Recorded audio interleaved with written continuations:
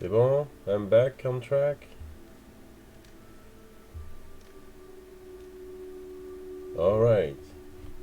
Yeah, apparently I was gone for a little bit for some reason. So I don't know if it, you know, came back to where we were, or if I started a new video. But here I am. Yeah. So what I was saying outline, out of lines. Yeah. When he started primary school, he started, in the middle of it, because we arrived, and he was in the age of, all his roommates or classmates were already bounded for like 3 years already. Yeah, he has mixed feeling, cause yeah, in one hand,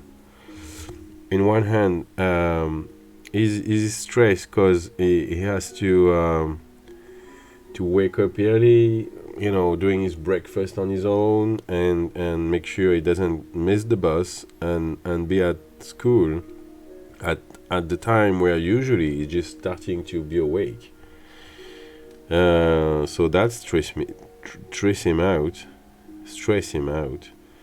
But in the same time, he's very excited about the new class, the thing, things that he doesn't learn right now, you know, and biology, and like computer stuff and stuff like that. So that is very excited, and he's very excited about the fact that maybe he's gonna be able to bond with a friend, a good friend. Maybe his best buddy. Because right now, as all his classmates had bounded before he arrived, he never really fit in, really. So he doesn't have like his best friend or something like that. He never experienced that. So he's hoping that he's gonna find somebody that has the same interest, the same stuff he likes, and they'll be like best buddies. And I hope that for him, because he deserves it. So yeah, it's gonna be an interesting year.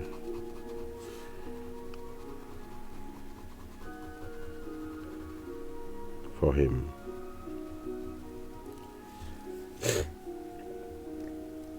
He's going to be attending a boarding school, or is it still going to come back home every day? No. Yeah, he's gonna come back every day. Yeah, he's gonna have lunch over there. But yeah.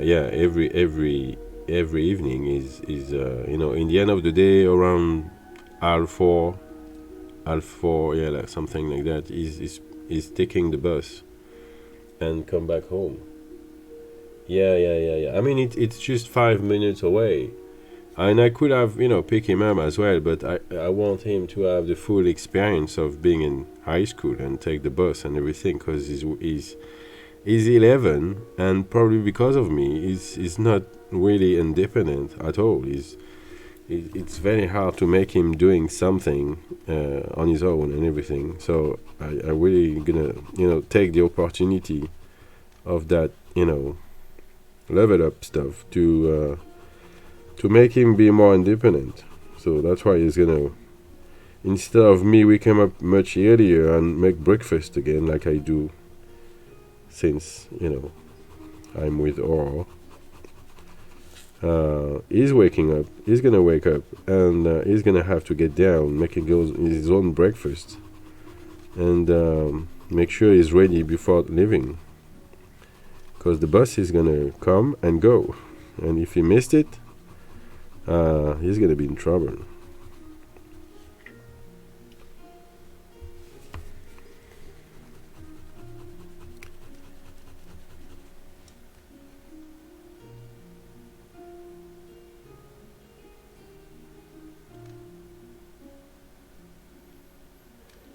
I don't know the equivalent of college in other country, but yeah, it's it's yeah, when you're like, yeah, 11, 14 to 16. Yes, that's high school or secondary school. Then if he's, I don't know. I probably look like a dick, but what's the equivalent? I'm gonna check it out.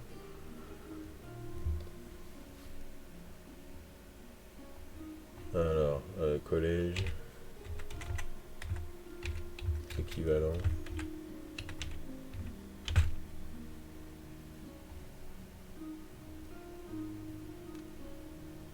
Alors, collège. Dun, dun, dun. Yeah, secondary school, high school, middle school in the US. Yeah, I don't know actually. But yeah, I mean, he's gonna be 12 next May, so he's just 11. So yeah, just do the math.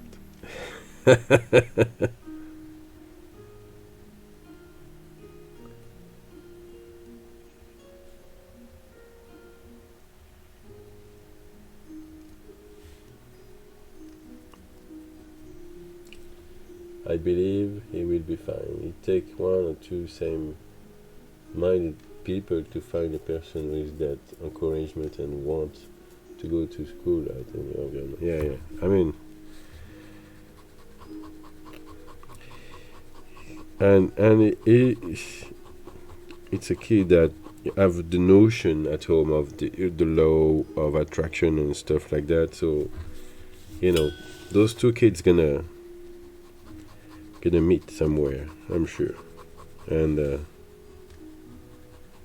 gonna like the same thing, and it's gonna be great for him. I'm not too worried. The only thing that worrying me is the fact that for the first time he's gonna leave from home. Usually I pick him up at school. I took him at school and leave him over there, and I come back when school is done and I pick him again, because the school is just 5 minutes walk down the street. So and I do the same with his little brother. We do that together. And next September, because the bus stop is just just behind the house over there, so it's not that far, thanks to countryside. And but next year I'm gonna say goodbye at the doorstep of the house, and not knowing where he's going. I know where he's going, but we never know what could happen, And yeah, that's the thing that interests me a little bit. But I guess it's gonna come to an age where I'm gonna have to let it go a little bit, and it's a little bit stressful, but that's life.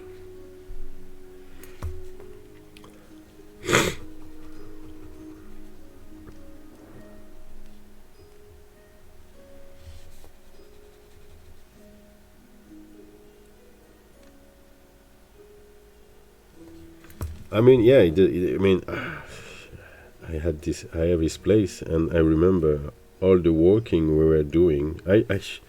Now that I am a parent, I wonder how my mom could handle that thing. Because at the age of Aldwin, which it's 8, I was already spending all my day outside playing with my friend. At 8,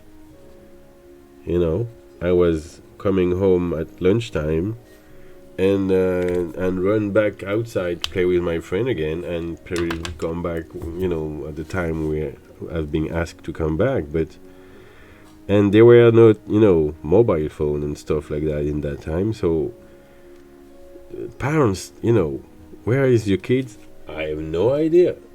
Just the thought of that, just I can't handle that. I need to know where are the kids. But back in the day, he's playing with his friend. All right, where I don't know.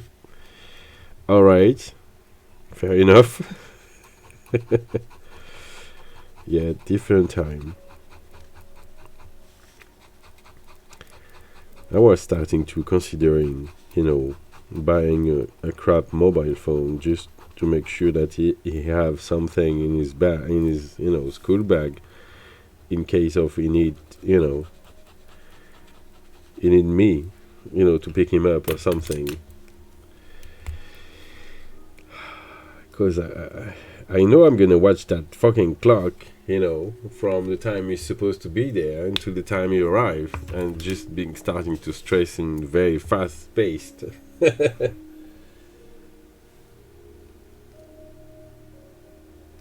Edwin usually at home, since you guys are in the countryside. Does it spend a lot of time outside? It doesn't at all. I mean, he spend outside in the garden because we have a big garden, but he is not allowed to go actually outside, and he doesn't have friends around in the same area anyway. But we are all the same, kids don't go outside on their own.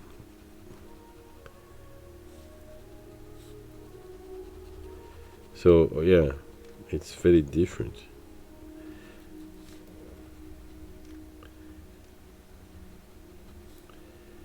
But what saddened me a little bit is that we did have so much speech about the fact it's a bit dangerous outside, so you can't really go on your own. Blah blah blah. Is that they're almost afraid now to go outside on their own. So that's one of the reason Aaron is a little bit stressed to go in the bus station or just the bus stop on his own. But I can't stop thinking it is true. it's it's dangerous nowadays. Especially when you live where the most famous thing in my area is the crazy. How do you call those space with crazy people being handled? Because we have that.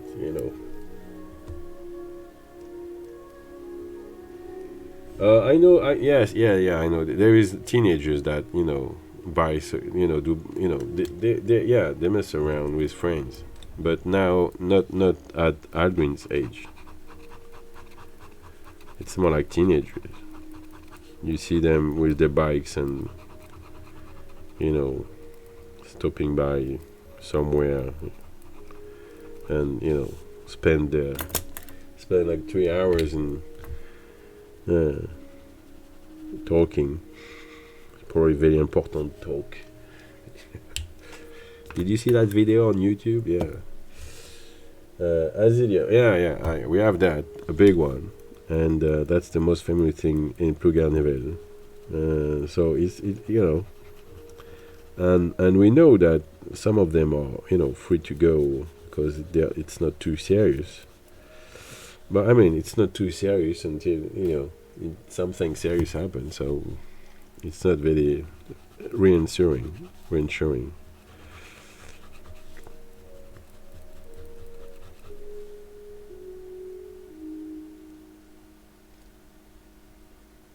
Yeah, I guess that's what will happen. Like eventually, we get used to it. But yeah, it's a very strange feeling to let it go because being 11 years that I'm in charge of make sure that he's okay. So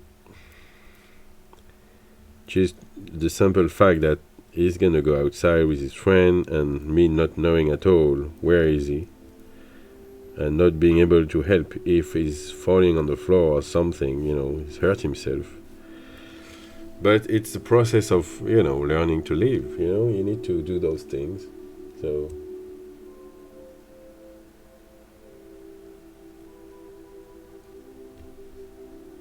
yeah, I guess. Yeah,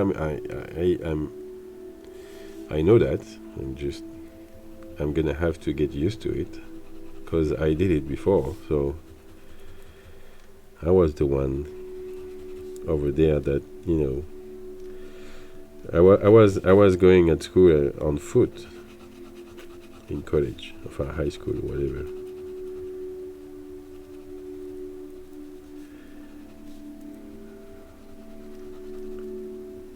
And it was not a residential district. It was, like. Oh, anyway, yeah, we'll see. I believe it will be good for you too. You were not a parent. It will give you back some of your freedom. Yeah, I guess so. We're gonna already have that this summer, because for the second time since they are born, we're gonna leave them to my parents for a good month. First time we did that was last year, and it was so weird to have the house empty for that long. It was good, but that was weird in the first. So this year I guess we're gonna take more advantage of that, because last year we were just hanging around, just taking, having the pleasure of not hearing anything, not hearing kids screaming and shouting and fighting, and it's like, just like, yeah, look at that, listen, yeah, nothing. So I guess this year we're gonna organize ourselves some nice stuff to do as a couple, except if Macron is keep starting his shit again and just lock us down, or doing some crap, sanitary pass stuff, which is planned apparently. That is back in power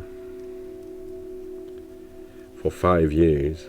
Can't believe that. We have 5 years of shit with him, and doesn't seem to be a problem, because people, keep voting for him. So don't complain.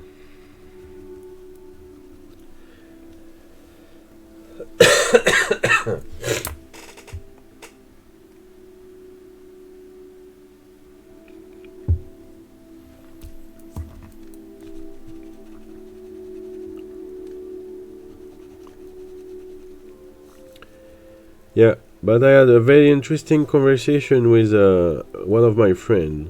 We were talking about what I think happen when we die, because he was asking me if I'm a religious person, and I was like, I'm not that, not believing in any religion. I just believe this and that. And he was very surprised, because that was his thinking. And we talk about the doctor Michael Newton, with which did some medical experimentation, because he was an hypnotist, and a serious one, because he was working with hospital and everything. And he's starting to experience some very interesting stuff with life between life. And you have a surprising good result. Like you could call it scientific proof, everything, but you need to believe in hypnosis for in the first place to be convinced. But and the great thing about that is that however your religion, it's always the same stories that people experience. And I was very happy to be to have a confirmation of what I think is gonna happen between life. And it just put me in a peace of mind, because I'm like, okay, now it's almost like that's for sure now, and it's pretty good. It's a pretty good feeling. It's very interesting. So my friend told me that I was wondering what to give you for your birthday. Now I know, because this Dr. Michael Newton writes some books, and I'm sure you like them. I'm like, oh yeah, sure. And everything is explained. And what make me believe on him is that the way he's explaining to us that he was not in that kind of thing at the beginning. He was just helping people to get better with hypnosis. His job was to uh, try to find what the trauma is coming from and just erase it, or make them be able to get through it.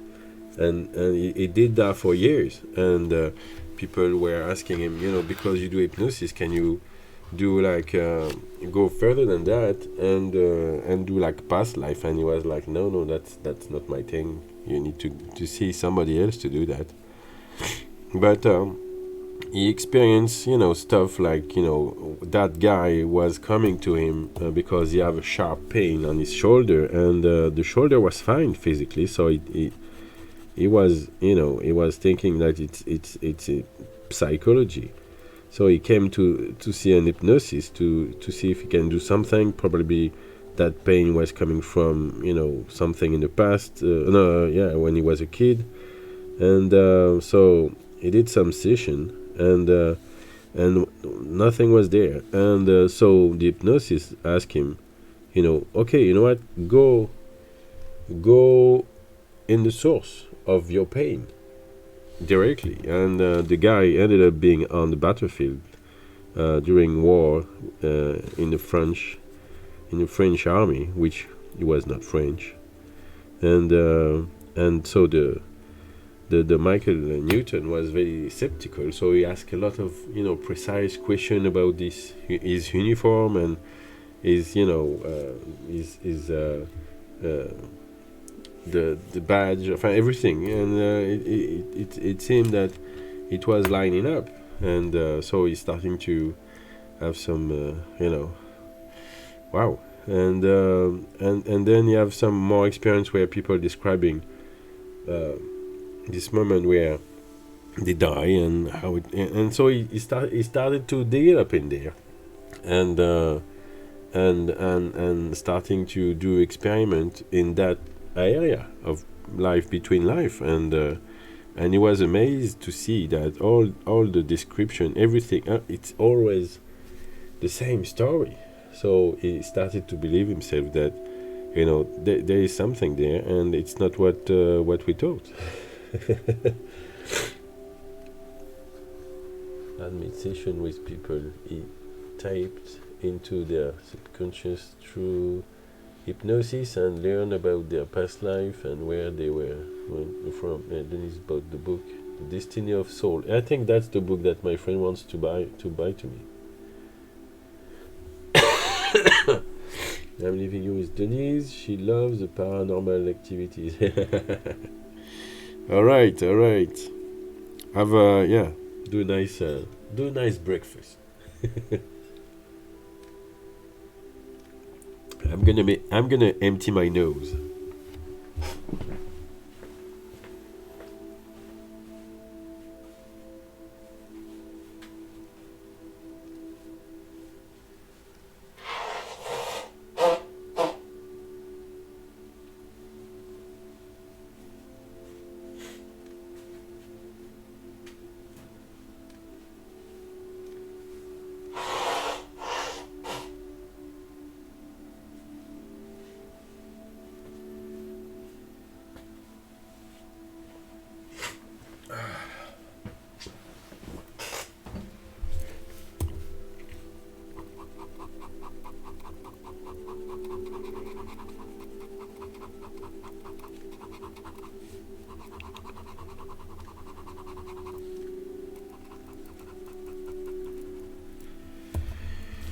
Bam, bam, bam. How you doing, Denise?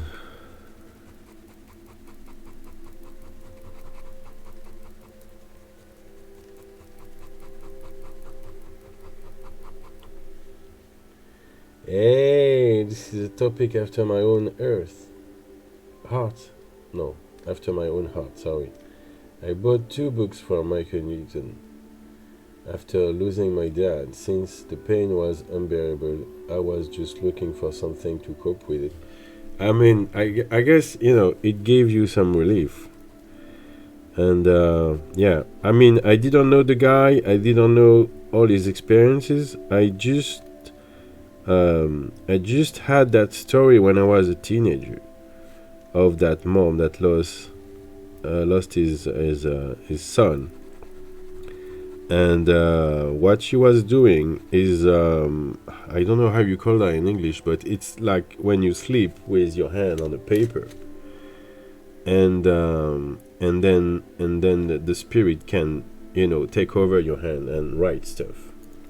No idea how it is called in English, but you probably know that technique. And the kid just reconfort his mom and explain everything about what happened in the other side, and she described it all, and she described exactly that, is that the souls are wake up from that life they spent, and hopefully they learn stuff, and analyze what they managed to learn and everything, and and that it Earth, on that biologic body, it just it's a school, it's a teaching place to to elevate your spirit, your mind, until you arrive to a point where you can go forward into what comes next. And it's much more easier to cope with everything when you know that, and everything makes sense, actually, more than going to hell or heaven or whatever, because I mean, it's more like what I was thinking in the first place anyway. And it's just nice to have like a doctor that confirm that it's exactly what's going on. So you believe or you not believe, I admit, don't really care, but yeah, now I know what I believe, and it makes so much more sense. And it's good to know that your dad is still around. And it was already what I was explaining to my mom, actually. When you die, what's the difference between your dad being dead and you won't see him again, or your dad being gone to other part of the world and with no communication possible? And my mom was like, yeah, but if he's in the other part of the world, I know he's not dead, I know he's there. I mean, it's exactly the same, Mom. It's exactly the same. It's not because your mind, I mean, what makes you yourself, went to another place, leaving this vehicle, there on the box. It's exactly the same. It's just, and when you say there is no way of communication, that's not entirely true either, because you can communicate. If you manage to be able to master the lucid dream stuff, or any kind of technique there is around to trying to communicate. There is a big chance that you can, because more you're open and more it's possible. So if you stay close to that kind of things, nothing will happen, that's for sure. But I had nice conversation with my grandma already with lucid dream, never really knowing if it's in my mind or just what I think she will reply, but I don't really care, because she was there, and it was a good pleasure to see her again and everything. So there is stuff around, so when I have some friends telling me that it's bullshit, I don't really care, because I experienced some stuff, and it's so much your mind is it's so much at peace when you know that. I know. I know. Yeah, they do that, calling a spirit, and the spirit knows the future. You do it by asking questions. I'm not a religious person at all, rather spiritual. But I always wonder if those stories in Michael Newton books is real. I want to believe in them so much. I guess my skepticism arises from sadness to grief and grief. I sometimes wish there was a way of communication. But I know it's there is a way of you should try. I mean there is it doesn't really cost you too much to try to master the lucid dream technique. There is a book I know, so it could cost you the book, and there is a lot of different way of doing it to learn how to do lucid dream. But when you do a lucid dream, you can summon anybody. You can summon, if you wake up, of course. If you get lucid during your dream, you can summon anything. You can fly. You can do whatever you want. And apparently, Newton say that you're stepping into the spirit world, and there is some reports saying that actually in the spirit world there is like living spirit that is still living on earth, and we distinguish them because they have like this silver link, this silver rope from the your hey Eden, your comment t'appelles ça, your nombril là, this hole you have in your stomach. There is like a silver cord attaching to that, and that's how they recognize you're still living on earth. So I guess it's doable. The what's the name of the book?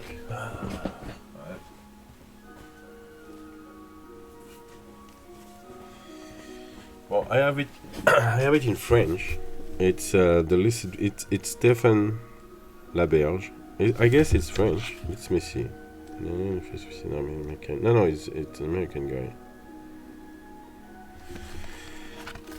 Let me see if I can find here the name in it, the original name. Traduit de l'Amérique. Yeah, it's an American book, so I guess Lucid Dream, and it's a great tool to master this technique. And you have a lot of experiment and a lot of stuff. People are able, and it's not fake news. It's like people really do that, because I know I do it as well.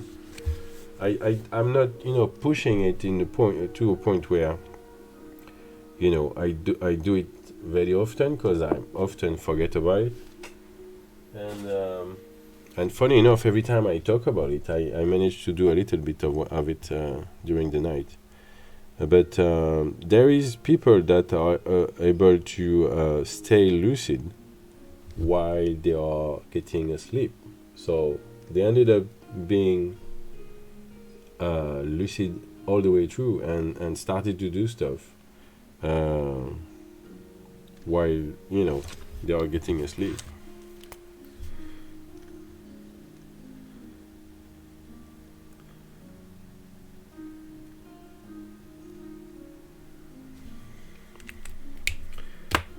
How you doing, Eden?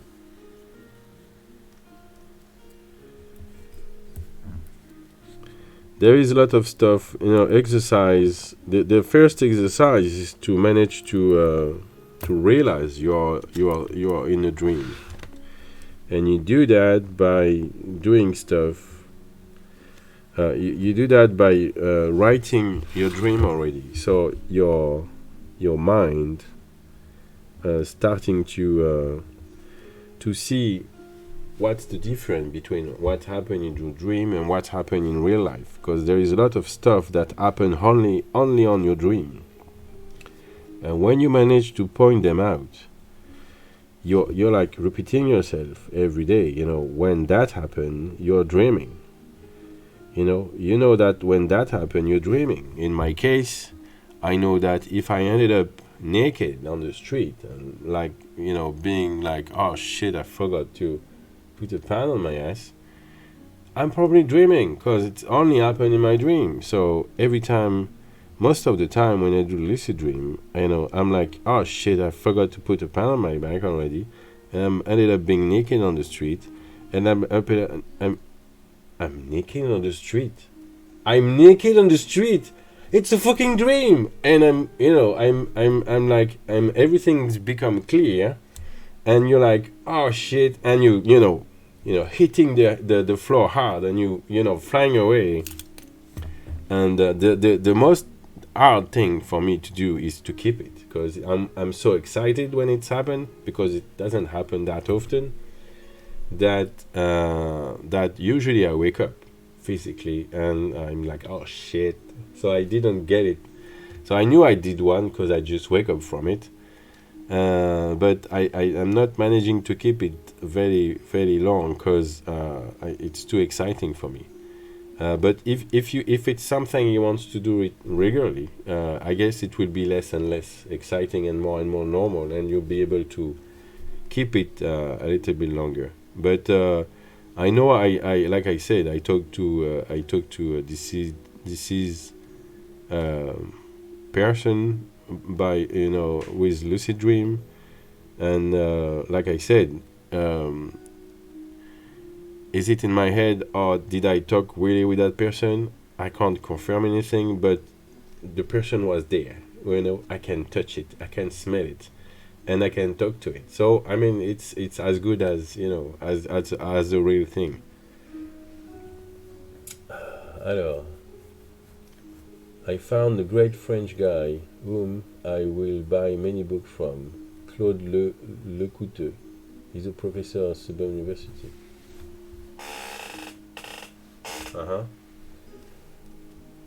He is exploring the veil between different worlds that happen to the death and such. I mean, I don't have any problem with people being naked on the street.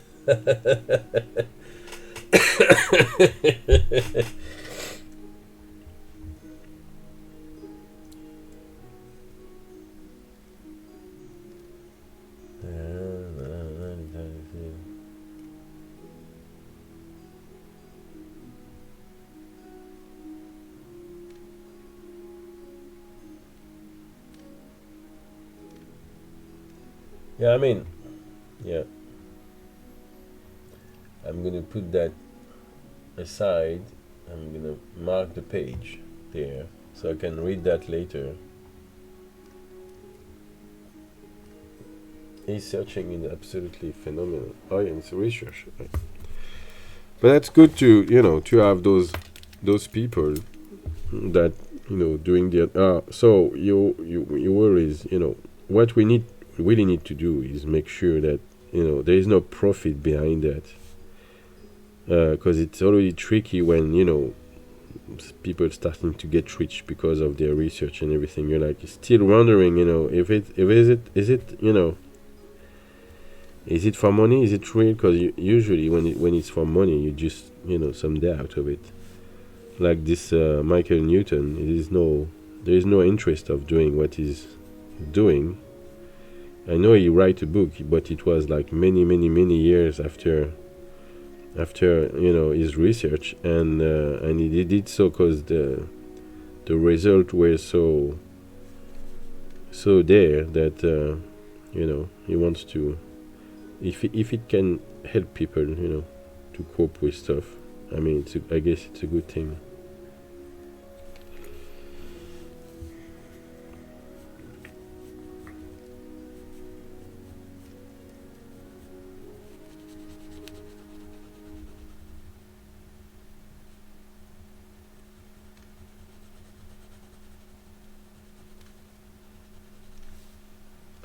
Did you read any of Newton's book? The stories are so interesting. And no, I didn't know Newton before Saturday, and actually it was a conversation I have with Sebastian during our meal, our dinner. We had dinner on Saturday evening, and we were talking about stuff, and I was explaining to him how I was saying death, life between life, and reincarnation and everything. I think it came from, are you religious or something? And then he was like, look at me with very wide open eyes, and I was thinking, all right, he thinks I'm crazy now. And that's where he asked me, do you know Dr. Michael Newton? I'm like, no. Yeah, you should, at least see the video. And now I know what I'm gonna get you for your birthday. I'm gonna get you the books, because you're gonna like it. and so I watched the video, because there is only one video of him, replying to questions. And everything I believe is in there already, So I'm like, wow, okay. I have a confirmation with a professional hypnosis that have, already made his proof that he was a good doctor. So yeah, I was happy to have confirmation of what I thought, and everything makes so much sense. That when things make sense in your head, that's where you like you are in the right path, because it's a very personal thing,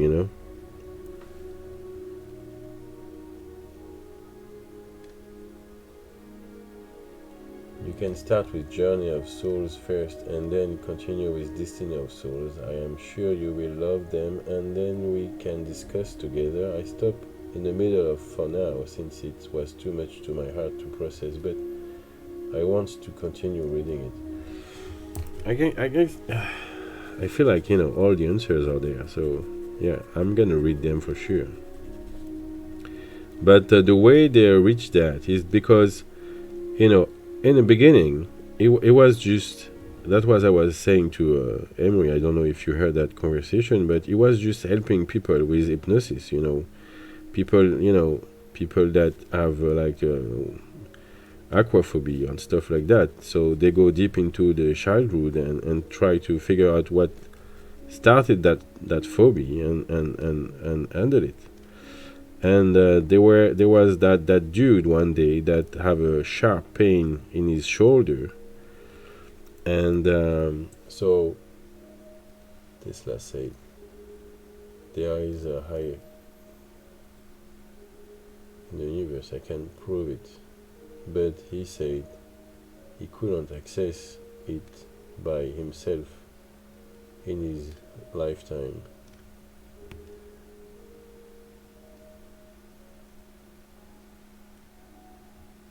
Yeah. Yeah, I mean that's for sure. And according to Newton, you can there is a high council actually. That's why everybody is saying. So yeah, go back to my story. So this guy have a sharp pain in his shoulder, and then yeah, and so Newton starting to dig into this childhood, and didn't find anything. And so after session, he just asked the guy, go to the source of your pain. And the guy starting to describe him being on the battlefield, in a French rank, being French, and so Newton was a little bit confused because that what the guy didn't do any war, so what's going on, and then so he was a little bit skeptical, so he asked question like what is your uniform and what is the badge and everything, what's your name, and blah blah blah, and so he write down everything, ended up being legit, and then you realize we cross over, we did go to the past life, so he just leave it there because he managed to find, because he's being hit in the shoulder, that's how he died. And so he stopped there because it was a little bit too much for him. But the guy was okay now, because he managed to find the source of his pain, apparently. So that's something he carried in the next life. That's very very interesting, just that. And then you have, after a while, he ended up being with a woman that described where she died, when she died, what happened. And then he was even more skeptical, but he's starting to dig in that direction. And he ended up doing hundreds and hundreds and hundreds of experience. And what is discovered, what I like, is that whatever your religion, whatever, if you're black, you're white, or you're green, it's always the same story. So that's how is for him, there was a proof there that there is something there.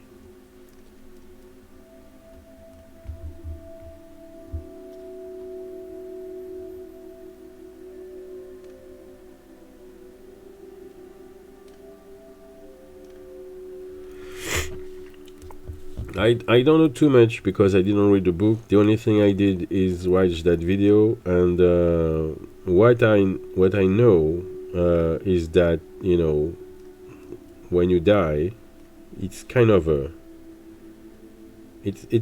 wake up. From every memory you have from your past experience are back in your head. It's like when you wake up from a dream. It just, everything you did learn in that life is there, and everything that you had already before you come back, and it's like, okay, I'm done. I done it. And there is some sadness because you leave the loved one behind you, but you're gonna see them pretty soon, because the time frame is not the same at all in the other side. So you're not that sad because they are not gone forever. And most of all, you just it's kind of like you wake up from from this life experience you wanted to do for learning stuff. I also read near-death experience from some patient in intensive care unit, and they all say the same: the lightness and the feeling of bliss. Yeah, he talked about that, but as they don't stay that dead that long. The experience is very fast, and the body is very traumatized, and their spirit is very traumatized as well, because they just have like a car crash accident and something. But the beginning is always the same. Yeah, there is that light, and there is depending of people, you're very happy to go, because you're ready to go, and you're ready to do the next experience. So you want to analyze what you did learn during that life. And sometimes you have like loves one that come to welcome you back where you belong, because we're not belonging to earth. If it's just a school, if it's just a way of making your spirit to improve.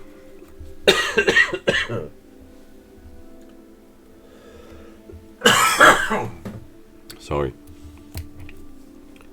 So apparently it's a happy, but there is apparently some soul that have very dramatic lives, and there is some soul that still wants to stick around, and because I don't know, they've been murdered, and they didn't manage to do what they was supposed to do, and so they want to stay around, and there's a lot of different stuff, but everything everything that, every paranormal stuff makes sense with that conclusion of, life after life. There is no good place or bad place. It just, did you manage to learn what you wanted to learn during that life? Sometimes no, so you have to do it again. Sometimes you just mess it up. So, and that's where you realize, all that time on earth, you really need to work on yourself stuff. That's why we are here.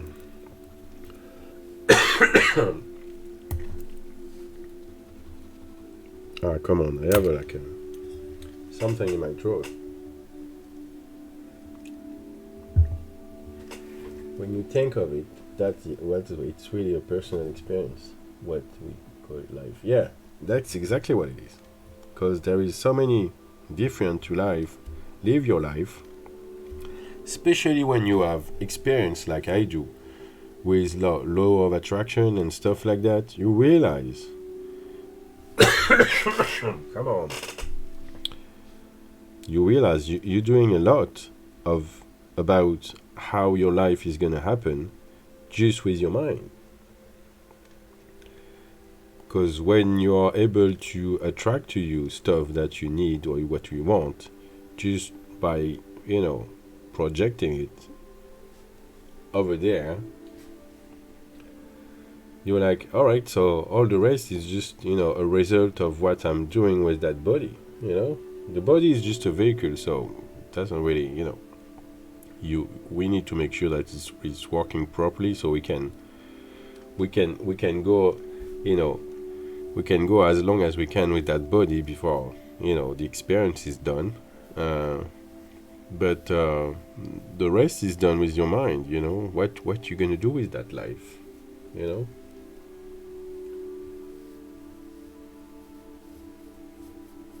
I can attract those qualities in order to communicate with that.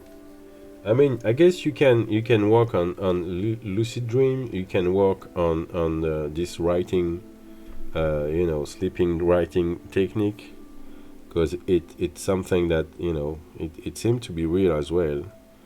And you just need to dig. And what I understood is that more open you are to receive the message, easier it will be for the spirit to communicate. So I guess you're gonna have result as soon as you believe. As soon as you believe that you can actually communicate with your dad, think things will happen. Who knows? Maybe next night you're gonna have, because my first lucid dream happened just by talking with a friend that told me about that kind of things. And I was so excited about the possibilities, because I'm a very naive guy and I believe, I believe first, and then I check it out and see if it looks, if it looks fishy or not. But that night I did the lucid dream and I waked up, like you said, and all everything around was much more clear than it was, when I was dreaming. And then I had this experience with my grandma, and like I said, was it real or was it in my head? I can't confirm, but who cares? It all depends what you need. Do you just need to talk with your dad, or do you really need to know really precise stuff? Because your mind knows a lot of stuff. Stuff you don't remember, stuff you didn't really realize, but it's there. So I guess there is a lot of question that without knowing. So I guess it could be on entirely in your mind, but I don't give a shit. I mean, as long as I can see that person, I can feel that person, I can smell it, I can kiss it, I can kiss him, and I can ask question. Doesn't really change anything.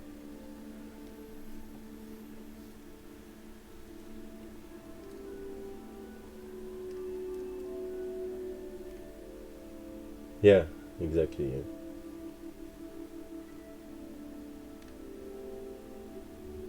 Yeah. I mean, it's like 15%. Come on, 15%.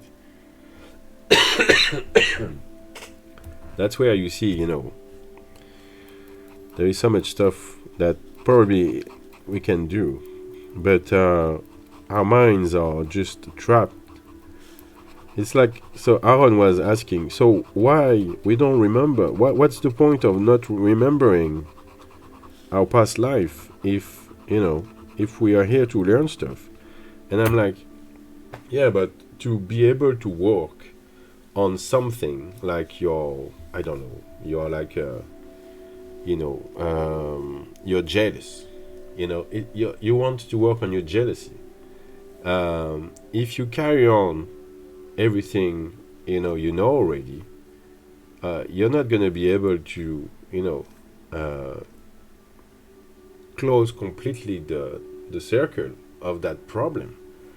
So it's best to start from where you were in the progression of your problem and forget about it, and go in a body with that little bit of the rest to do, and start from scratch and learn by experimenting the stuff. It's like, when you start to draw, you learn much quicker. You progress. The progression is much quicker than when you are there already and know stuff.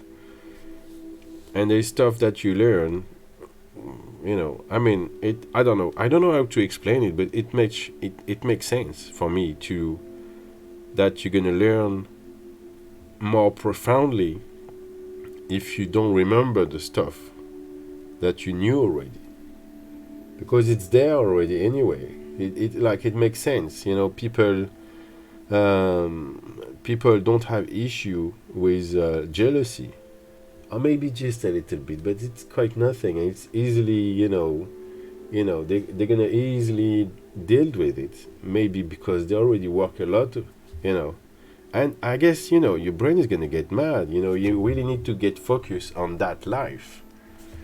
So if we put in your mind everything you knew already, the thousands and thousands of years of Earth time, the hundreds and hundreds of lives you lived already, in your, how do you want to focus on what you need to learn that life? You need to, reset everything, and just focus on that life. Otherwise, you just get mad. You're gonna have every time, every experience, everything. I mean, it doesn't need to be there.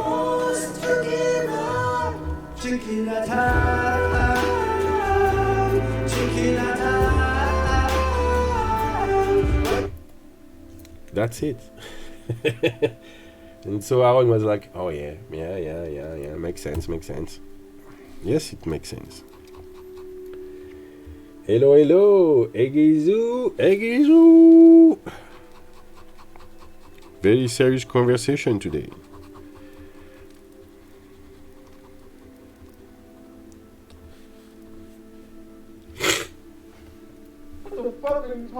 What the fuck are you talking about, man? Yeah, that's the kind of conversation that you can be very interested, or you can be lost very quickly. So it's up to you.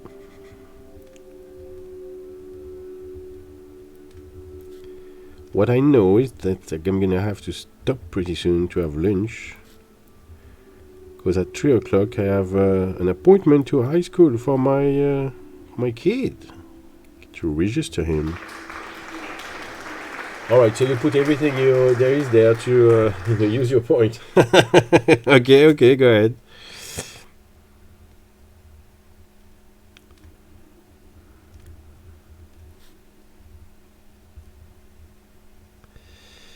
Yeah. All right, almost done with this Sebastian's portrait, the brain behind Master Warriors. Dun, dun, dun.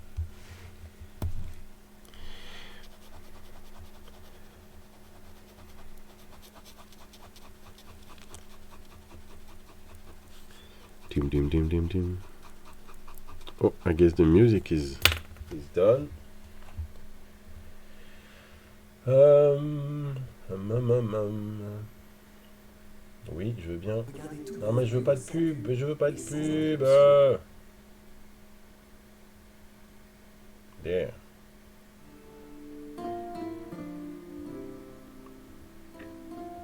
Oui, oui, je suis français, pardon. Excuse-moi, je crois que tu étais parti en anglais. Oui, oui, je suis français, y a pas de souci. Si tu veux me parler en français, on peut parler en français. C'est juste que je suis Denise qui est là et Eden qui parle en anglais, donc on est resté sur l'anglais. Mais si tu parles pas du tout anglais, n'hésite pas du tout, hein. On peut discuter, y a pas de souci.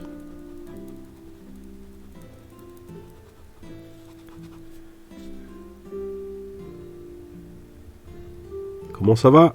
Comment ça va? Comment ça va?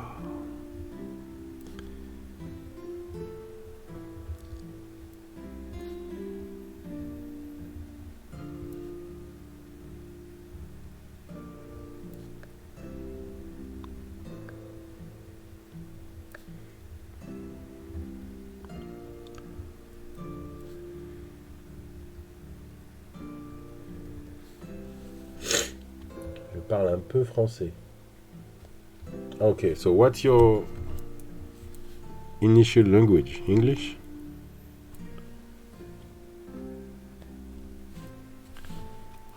Yeah, I'm French. Oh, maybe that was the question in the first place. Alright, sorry, I'm very slow-minded. Yeah, I'm French. I'm from the center of Brittany in France. Yeah, alright, sorry. I got it. Information get around my head. I got the question.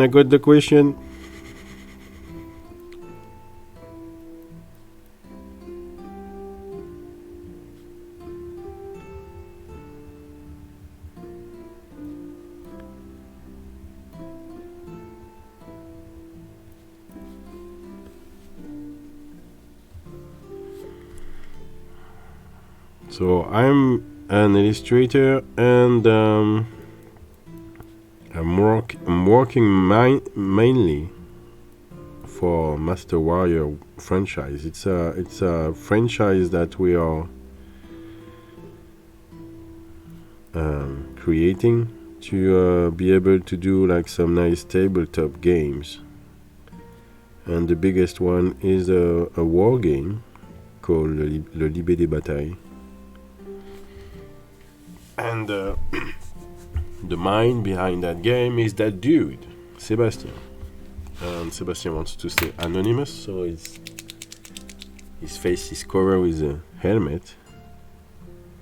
But yeah, he's the one behind the contract, behind the editorial line, behind the copyright and everything.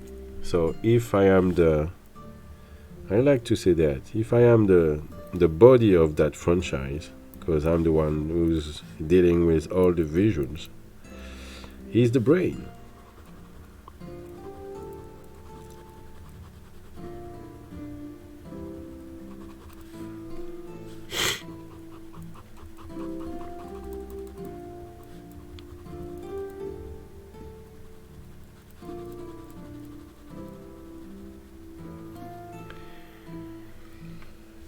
So now, what is left is just a little bit of color on that book, and we're done with that drawing.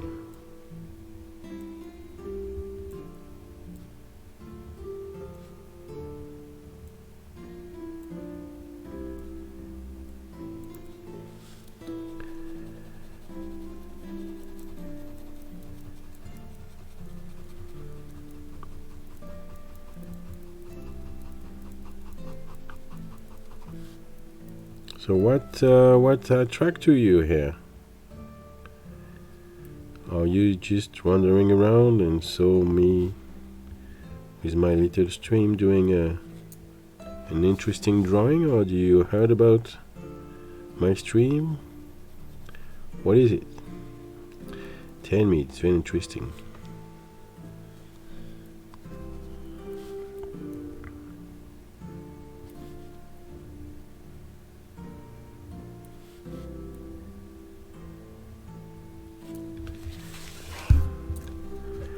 Comment on appelle ça? Des goodies.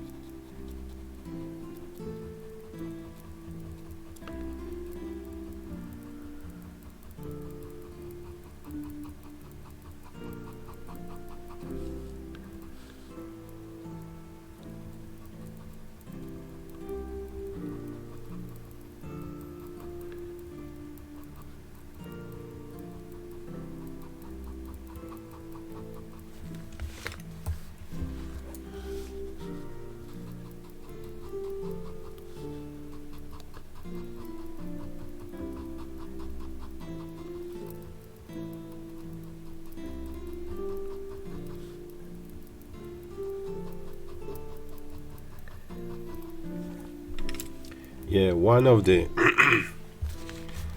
technique for the lucid dream that I really like is everything that you do in real life that you're gonna start to do in your dream as well, because it's became a habit.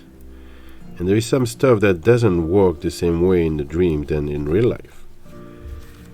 For example, if I'm looking at my watch in dreams and I'm looking at it again straight away, the time is going to change, because time doesn't exist over there. And so I'm gonna check my watch once, and maybe it's 1 o'clock, and then I watch again and it's 5 o'clock, because it doesn't really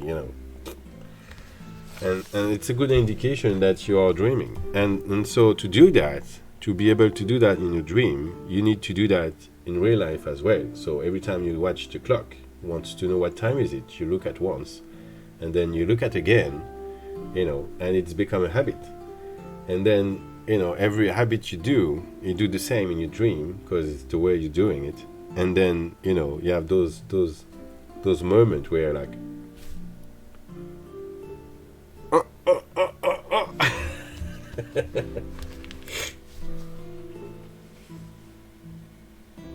I found a book in Prague. Yeah, that's him.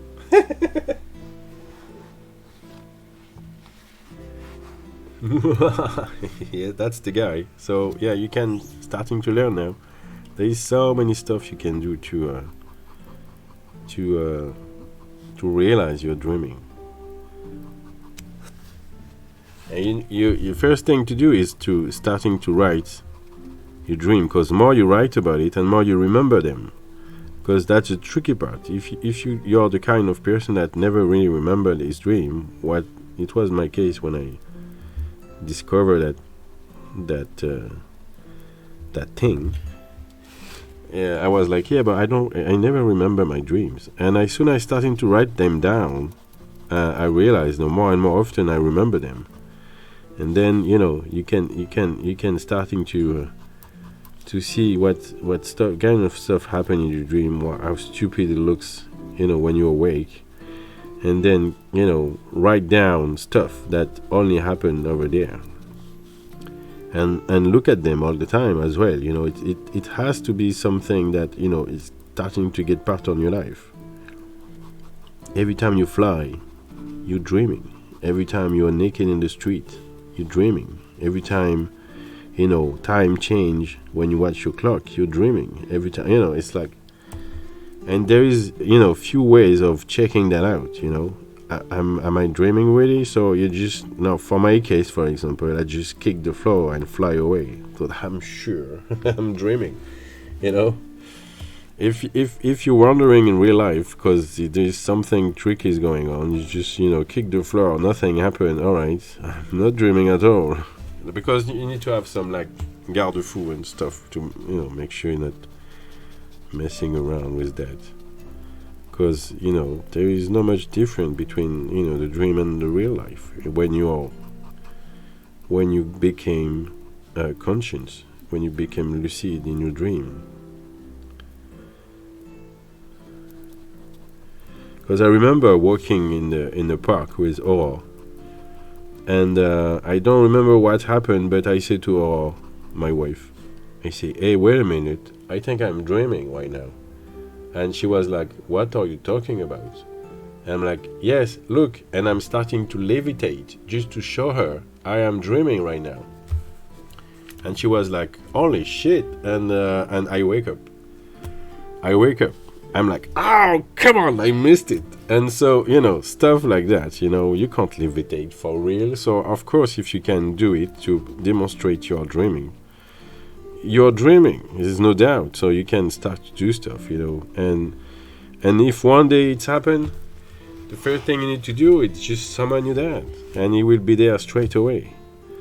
Because it's you want to be in Paris, you'll be in Paris straight away. There's no, the thing is, I think that's why it's a similar place, the dreams and the afterlife space is that there is no time, there is no past, there is no future, there is no. It's just one thing. There's no and then if you want to go there, you go there. You're there already. You know what I mean? It's not. You don't need to travel over there because we are connected to everything. And so if you want to talk to somebody, this somebody's gonna come. That's as easy as that.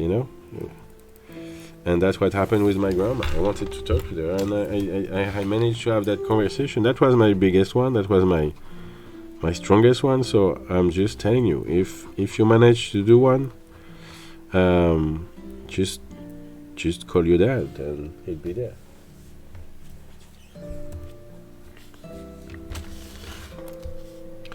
That actually, you know what? That could be proof of, it could in your mind, it's your way of make sure you have a lucid dream. If you have a doubt, just call out your dad. If you arrived, perfect. Now you're sure, and you can even start a conversation straight away. And I'm guessing it's gonna be a very emotional moment. And if one day you come and you say, "I did it, and I'm so happy, I managed to talk to my dad," I'll be very happy.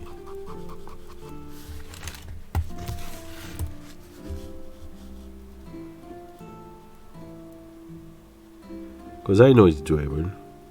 And you need to be sure of that.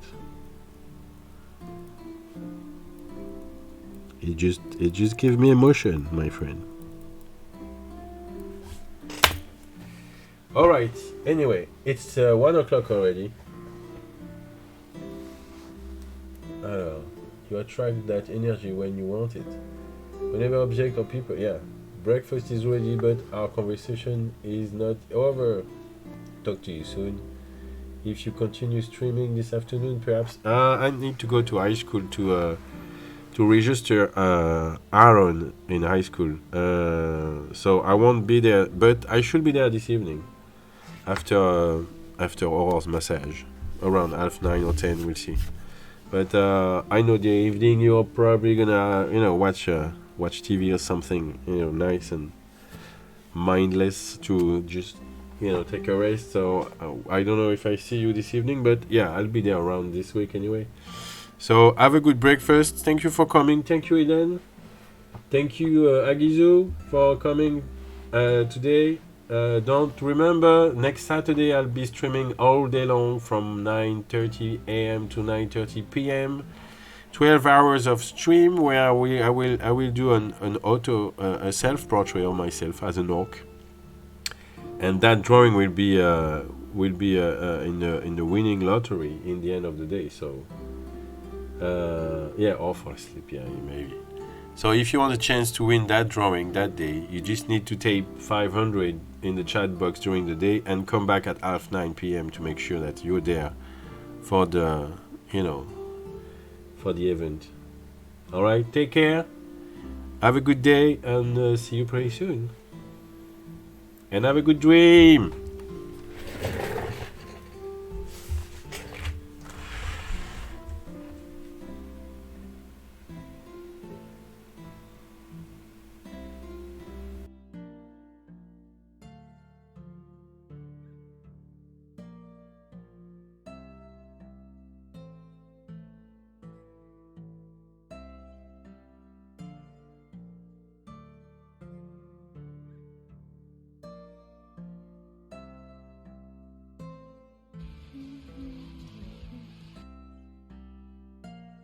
Ma technique pour jamais avoir de problème de page blanche, c'est-à-dire de jamais savoir ce que je vais faire. Grâce à ça, je laisse mon imaginaire vagabonder en fait et me donner des idées originales, quoi, si tu veux. Et c'est très similaire, je l'explique souvent, mais c'est très similaire au fait de regarder des nuages et de voir des trucs dans les nuages. Tu vois, par exemple, de voir des animaux ou des bonhommes qui font des trucs, ou je sais pas. Et là, c'est tout à fait le même principe.